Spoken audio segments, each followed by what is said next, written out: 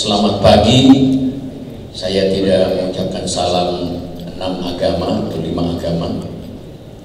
Saya salah satu anggota Gus Durian yang tidak terdaftar, Pendeta Adrimasi. Saya hanya mau menyampaikan selamat pagi dan salam Pancasila. Ya, pertama-tama saya merasa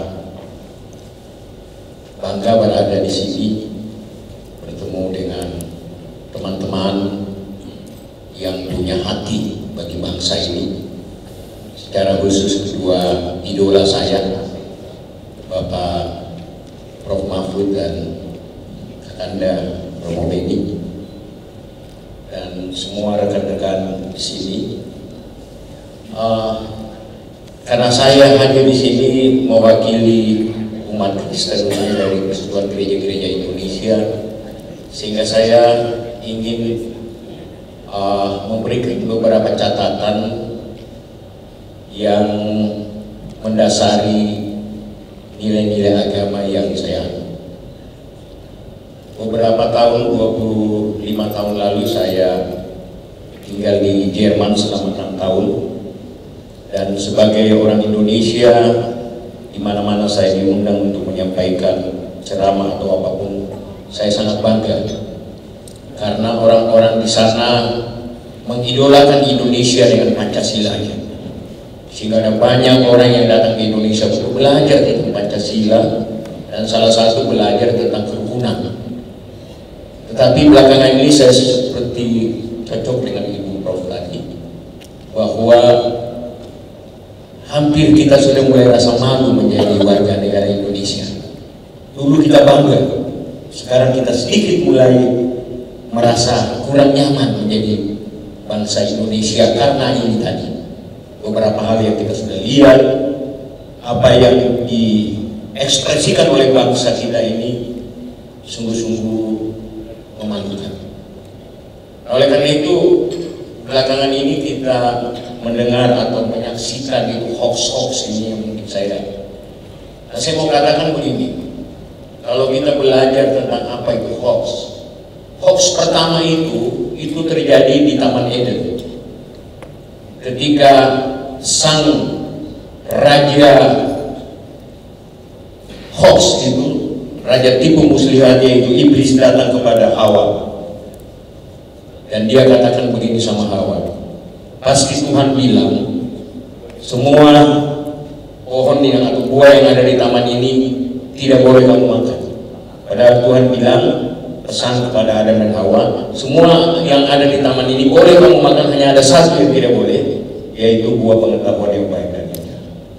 Nah, datanglah sang ratu hoax atau raja hoax itu mengatakan, pasti Tuhan bilang semua yang ada di taman ini tidak boleh kamu makan. Jadi dia terkagum, tapi kelihatannya meyakinkan sekali.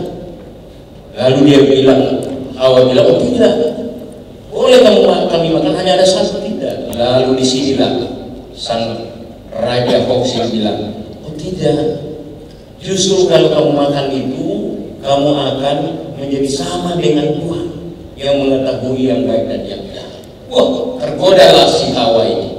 Dan itulah yang menentukan nasib umat manusia. Kita semua binasa, jatuh ke dalam dosa, dan dosa dari Adam, dosa-dosa itu terbawa sampai sekarang. Dan kalau ini kita biarkan, bangsa ini akan binasa, akan hancur karena hoax. Oleh karena itu, tentunya kita yang ada di sini semua akan mengikrarkan, mendeklarasikan kalau perlu bahwa kita ini adalah anti hoax. Nah, sebagai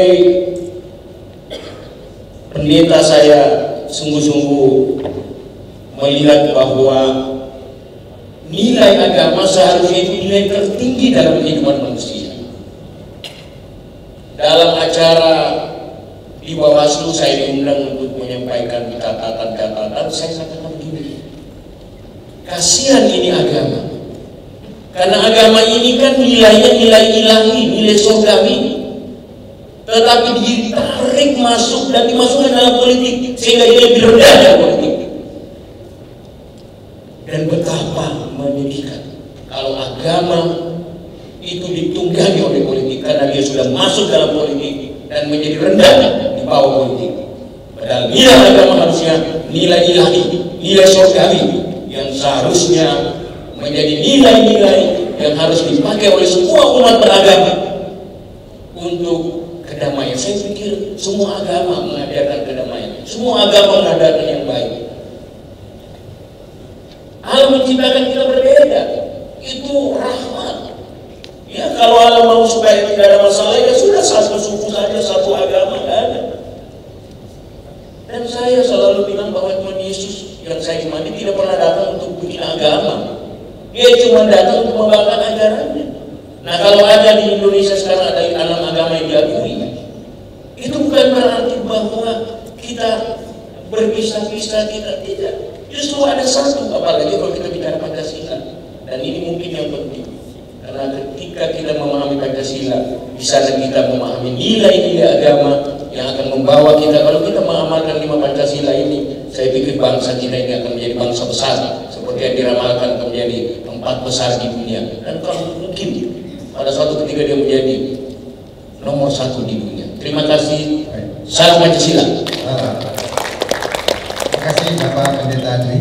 Selanjutnya ke